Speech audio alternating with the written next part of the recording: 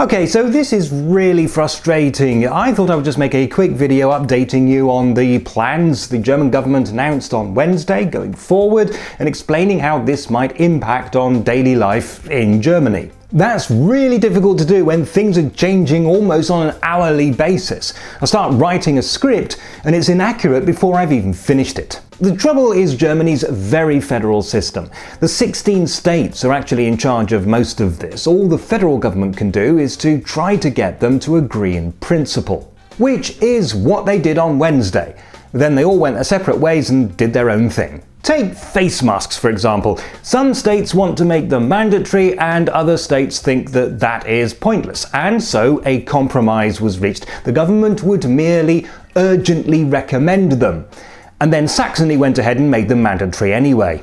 You can argue over whether masks will actually do anything to slow the spread of a virus through the general population. Expert opinion is divided on the issue, but if you are going to make them mandatory, at least make sure first that there are enough masks for everybody, which at the moment there aren't. Also, make them free so that you don't put poor people at an unfair disadvantage, and ration them so that you don't get some selfish people stockpiling all the face masks and everybody else going without. Sure, you can make your own if you have a sewing machine and the necessary skills. And these days, how many people have that? Now, don't get me wrong, Germany seems to be managing this crisis extremely well, much better than most other countries in fact. We have so far avoided overwhelming the hospitals and have even managed to take on some patients from neighbouring countries. I'm not complaining about that. But here I am now telling people that masks are not mandatory in Germany, except in Saxony and any other state that decides to follow suit. I have a feeling that Lower Saxony and Bavaria might be next, but I really don't know. Some schools are reopening on May the 4th, Star Wars Day, except in Bavaria, where some schools are opening on April the 27th. Large events will be banned until the end of August unless states decide otherwise, but what defines a large event? Nobody knows, so I guess that's up to the states as well.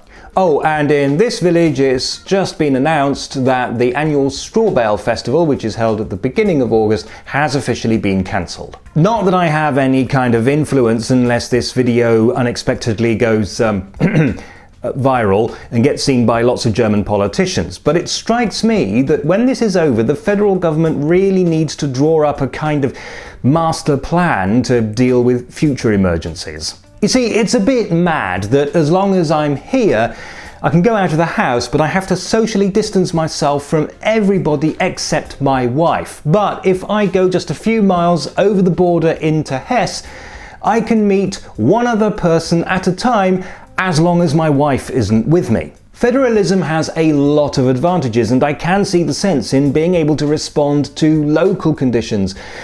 But I think this needs to be done in a coordinated way, so we don't end up with this confusing patchwork of contradictory regulations. I'll leave the details up to the politicians, but let me just boil my argument down to this.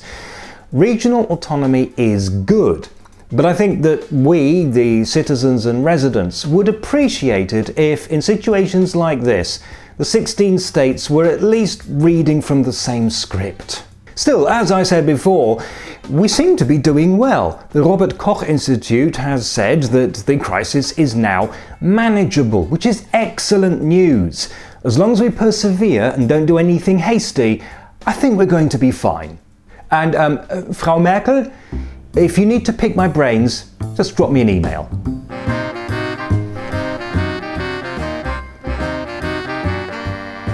There's a fly.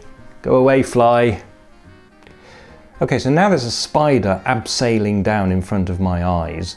Mate, you're going out.